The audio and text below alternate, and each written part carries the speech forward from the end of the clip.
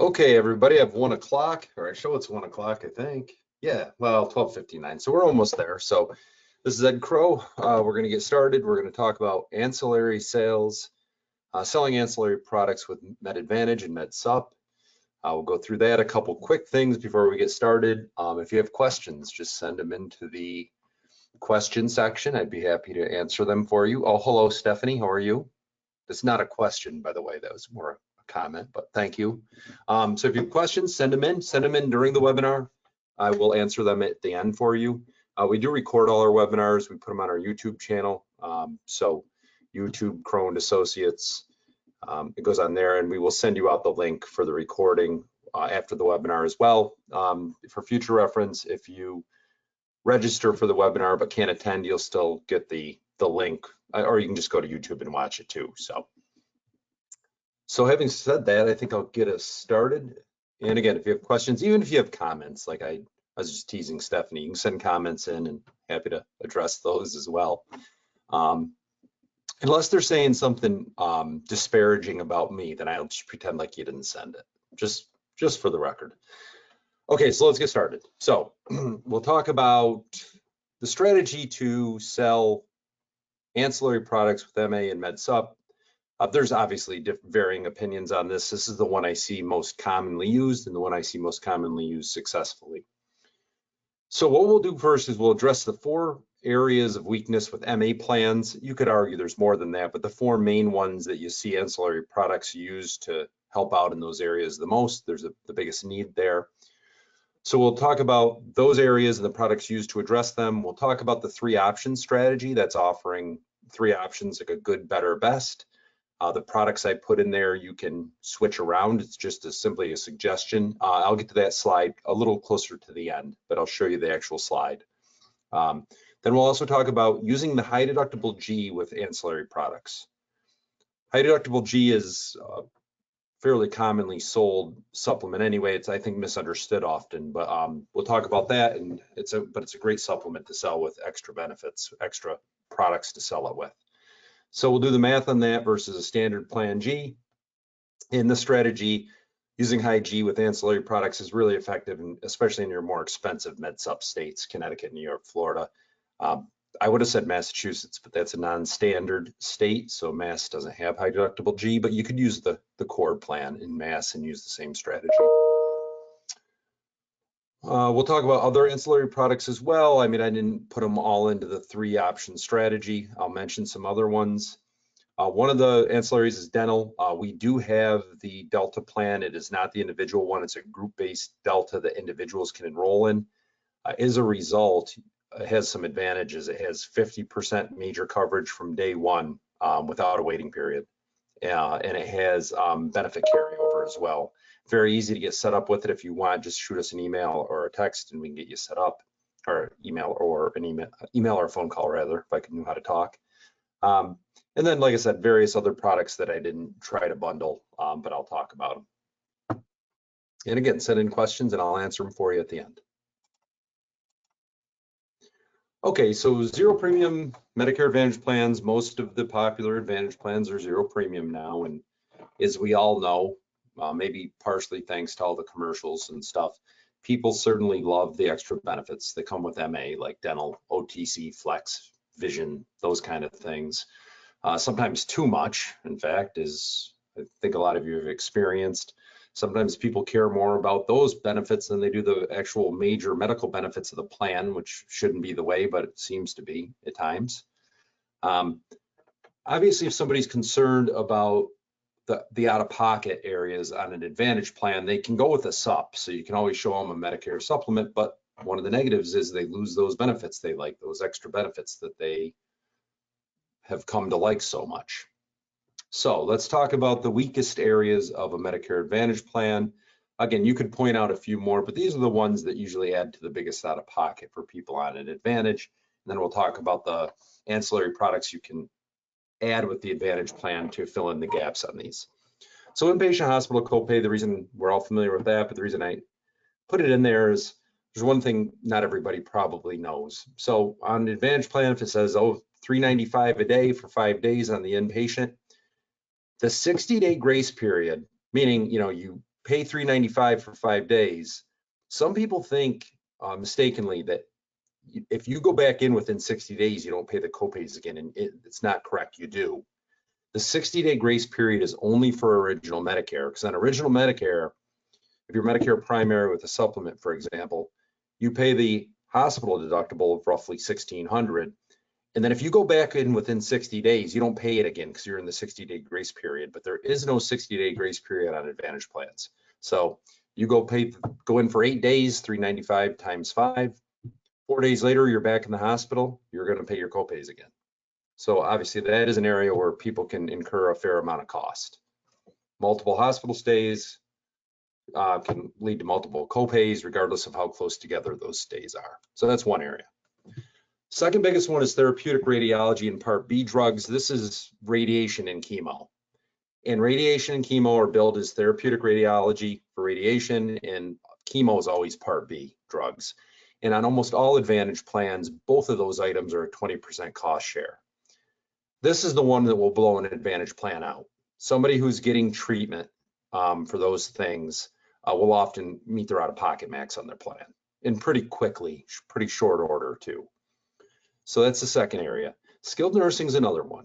Now, granted, a lot of times people would get kicked out of skilled nursing prior to even being in 20 days because they'll be in there and the plan or original Medicare will say, well, you don't really need skilled nursing. You need a nursing home. You need custodial care. But having said that, your average stay in skilled nursing is 24 to 27 days. And as you know, after 20 days on the Advantage plans, people inherit a big cost share, anywhere from, depending on the plan, 170 up to the max allowed of 203 a day. So that can be a big area of cost for people who are actually stay in the nursing home, who actually needs, or stay in skilled nursing, who actually need skilled nursing care. I do see some questions coming in, and don't worry, I will answer them for you at the end. And then the last one, last of the 4 areas, is home health care. This is a problem though with anything, whether you're on a Medicare Advantage, original Medicare, and a supplement. Home health care is an issue because medically necessary home health care is covered to a small extent from original Medicare and an Advantage plan. However, as a lot of you probably know, home health care is rarely medically necessary. In most cases, home health care is on a custodial basis, not medical.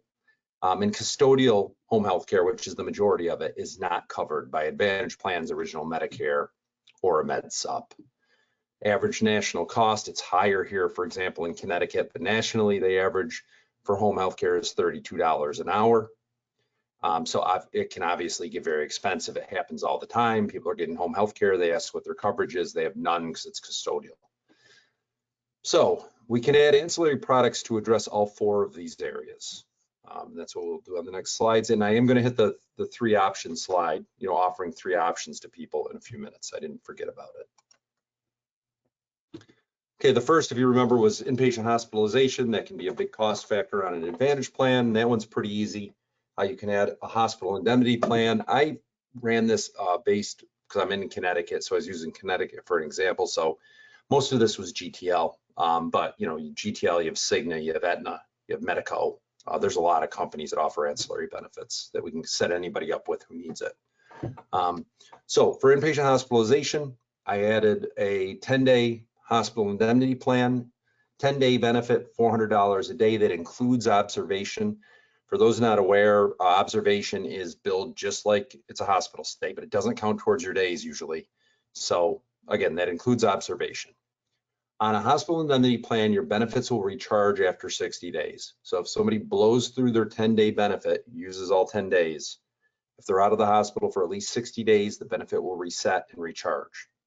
Okay, and it's an indemnity plan, so it's going to pay the full $400 a day regardless of your expenses. So because we're thinking on an Advantage plan, maybe somebody's $395 a day for 5 days, but they got the indemnity plan. So are they going to get money for days 6, 7, 8? Yes, because it's not based on their expenses. It's just based on days in the hospital. So they're going to get the $400 a day regardless of what it costs them, whether it cost them $395 or $0. Total premium for that hospital indemnity plan is $40.82 a month. Okay, so don't worry, I will total this all up at the end for you. And GTL, the company I used, is the example, and most of them that I mentioned earlier, They have a guaranteed issue period revolving around when you turn 65. GTL used to be 6 months. Now they do even longer, but it's GI if you enroll people during that time. If you enroll them outside of that time frame, it's simplified underwriting, simpler than like a final expense plan, for example. Okay, so that was hospitalization. Then for cancer, as you recall, therapeutic, radiology, and Part B drugs, which are 20% cost share and are the single biggest thing that usually hits people's out-of-pocket maxes on their Advantage plan. I added a lump sum cancer plan, pays $10,000 for the first diagnosis. I had it include a reoccurrence benefit. If it reoccurs, they can get paid again. The premium for that plan is $32.75 a month. Idea behind this is if somebody gets cancer, needs treatment, $10,000 is going to easily cover the full out-of-pocket max on the plan. So that's the point of that. Then I added a skilled nursing rider, and you could do a plan or do it as a rider off of the hospital indemnity. I had that at 170 a day. You could bump that up if you wanted, because some of the plans charge 203 a day, but it's 170 a day, days 1 through 50. Now on Advantage plans, you're not going to pay a copay for the first 20 days, but the indemnity plan is going to pay you regardless. So you can start banking money if you need skilled nursing on that benefit. So you'd start taking in the 170 a day in this case. And then day 21, when you start getting charged, you're still getting paid. So they'll pay you for the first 50. That's $18.36 a month. And then lastly, I had mentioned short-term home health care, or home health care rather. This does cover custodial care, which obviously the Advantage plan and Medicare doesn't cover. Put a 20-day elimination period in there, and then it pays $200 a day for 100 days. They can do a 200-day benefit, a 300-day benefit. But short-term home health care is going to obviously be the most expensive of these 4 things. So wanted to keep it reasonable here, so I put in 200 a day for 100 days. That's $73.13 a month. If you total all 4 up, that's $165.06 a month. So the idea behind this is if you have clients, which you have a lot of them, that like Advantage, they might not like the out-of-pocket potential risks. This addresses those. In this way, they get to keep an Advantage plan and keep all the extra benefits that they love that the Advantage plan offers, dental, vision, those kind of things, OTC. If you use that compared to a supplement, and here in Connecticut, you could put, and I put 220, but it's actually 227. You could put somebody in a Plan G, they pay 227 a month, plus the Part B deductible, plus they have the Part D cost for the drug plan. And under that scenario, they won't get any extra benefits that the Advantage plan offers. Then the last thing to mention, and this is a generality I'm making, but it usually holds true, the drug coverage, as we all have seen, usually on the standalone Part D is not as good, is more out of pocket than the Part D plan in the Advantage plan. So offering an Advantage plan with the 4 ancillary products is really a lower cost alternative to giving them a Plan G on that scenario, and then they keep all their extra benefits as well. And in some cases, especially on the home health care, that's not anything that would, that would be covered anyway. So those are extra benefits, and then things like the cancer plan with the 10K benefit. So the math looks pretty good when you package it together that way. And there you go. So I give you 3 options, and I see this done a lot. So you could go option 1, just put in a simple hospital indemnity plan. Option 2, got the hospital indemnity, the skilled nursing, and the cancer plan. And then 3 is everything, including the short-term home health care plan. There are your 3 options. You can make the options look like whatever you wanted. Some people disagree with me here. In option 1, they have cancer and indemnity in there, but it's up to you. I was just giving you an example here. What I can tell you, though, is people will usually choose the middle option. I guess that's pretty common with a lot of things in life, but you give them 3 options, they'll usually choose the middle one. So you could tailor this or change it however you wanted, but the 3-option approach, offering this with an Advantage plan, is a good one. It's consistent. You can offer it once you get the options with the benefits you want, and usually people will choose the middle one, by the way. And again, I'll answer questions here at the end. I talked over my slide a little. I said you can change the offerings on each one. I I was picking what I see most often, but you can always change that. And you can also change the benefit amounts too. Like you could change the home health care. Some people will go much higher amounts on the lump sum cancer payment or the hospital indemnity. Obviously, this is a great way to add additional revenue. Being very general here, but on ancillary products, and it varies a bit, but I just went with 55% commission, so 55% of the premium. You can do the math on that. You know, makes your client happy, good for you as an agent from a revenue standpoint, really good for an agent during AEP, because as you know, when you write Advantage and Part D during AEP, they don't pay it until January. So helps with that, what might be a cash flow problem during that time of year. Let's look at the ancillary with HighDeductible G. So this is a really powerful thing in states with high med sup rates. So the example I gave was High G, is the deductible for High G this year is $2,800. Not deductible, it's the out-of-pocket max. I misspoke myself.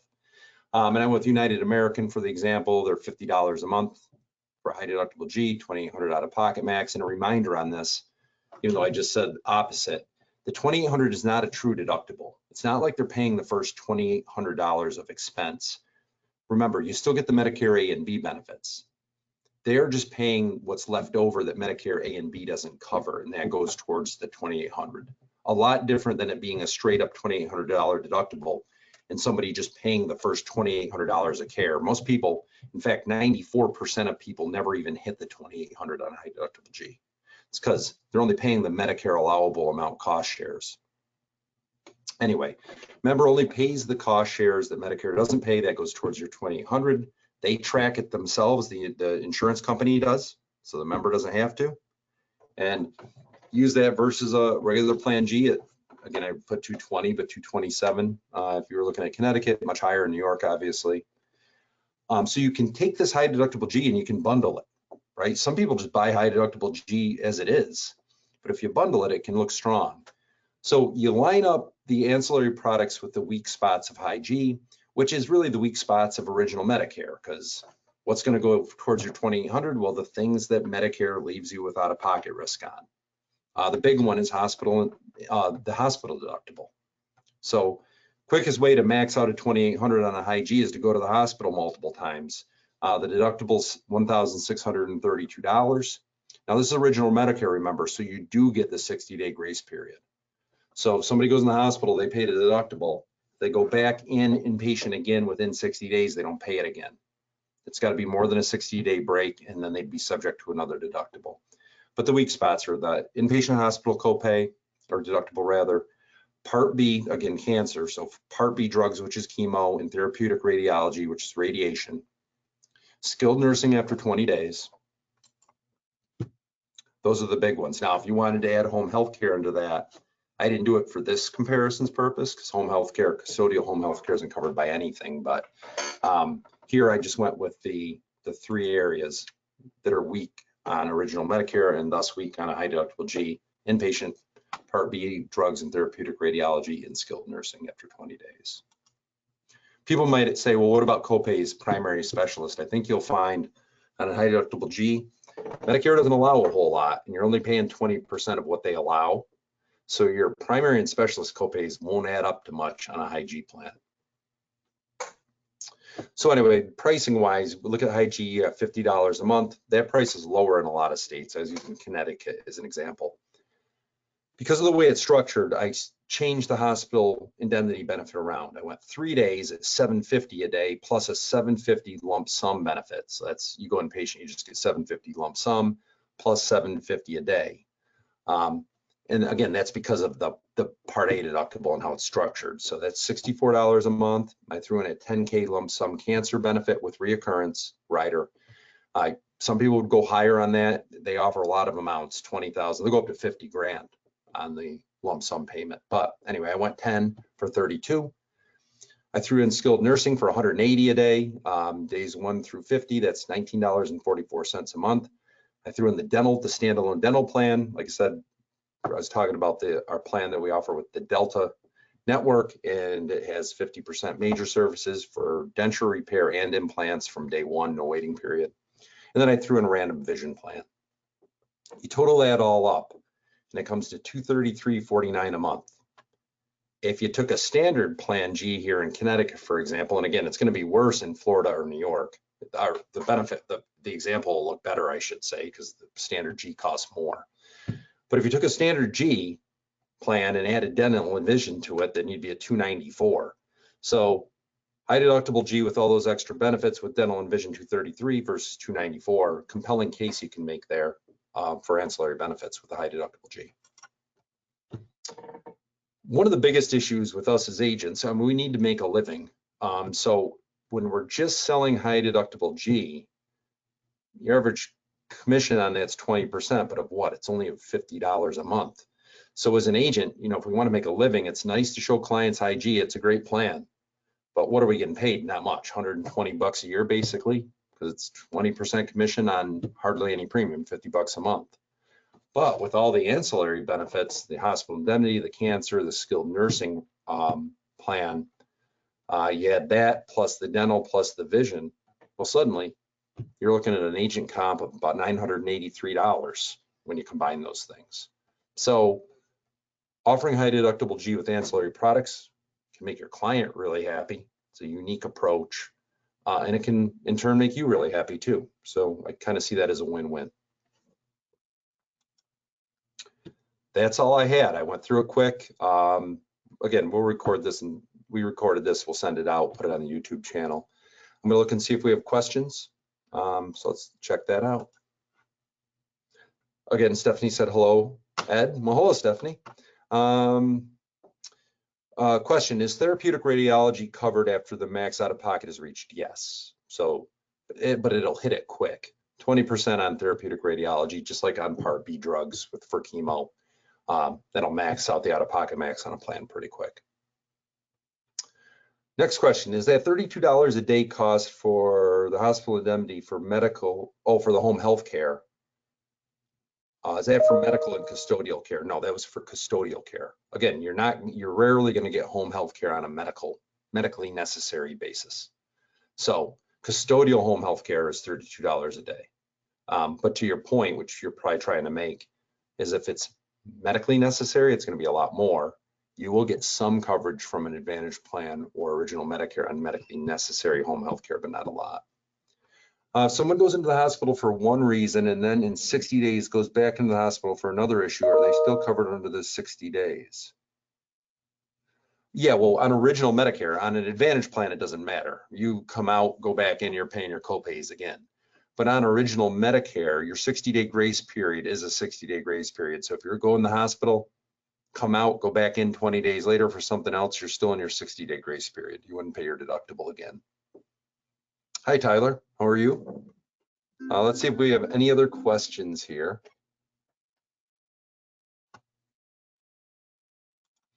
Somebody said these ancillaries have the same attractiveness on a G plan, not just high deductible G. Oh, yes, that's a good point to make, John.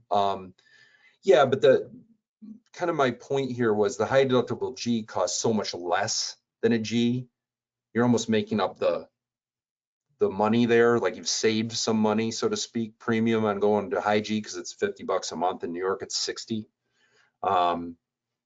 And you see, the way I was looking at it is you got a lot of room to play with there with the premium, but you could add ancillary benefits to a regular plan G. Just on a regular plan G, there's obviously not as much out-of-pocket risk, but for example, the home healthcare coverage, dental, vision, I mean, you could put skilled nursing in there if you wanted. They'll still get paid because it's an indemnity plan. Somebody said these are great strategies, Ed. Thanks. Oh, I have a good idea once in a while, Cindy. So I guess this was my one for the week. So thanks, I appreciate it. Do we have any other questions? Let's see. It looks like that's all we have for questions. Again, any of these products, we have access to all of them. We can get you set up with any of them. You can email lisa@croweassociates.com or call us here at the office. Go on Google, youtube.com/@Crowe Medicare. Just Google it to find us, YouTube Crowe Associates. If you Google it, it'll come up, and we'll put this recording up there. We'll email you out the link as well. See if we had any straggler questions. Oh, you're welcome, Jonathan. Thank you. I appreciate it. Looks like that's it, guys. Okay, well, that's enough for the week, I guess, and appreciate you coming on. If anybody ever has any suggestions on other topics, please feel free to send them to me. I'd be happy to talk about them. And thanks a lot. I hope everybody has a wonderful weekend.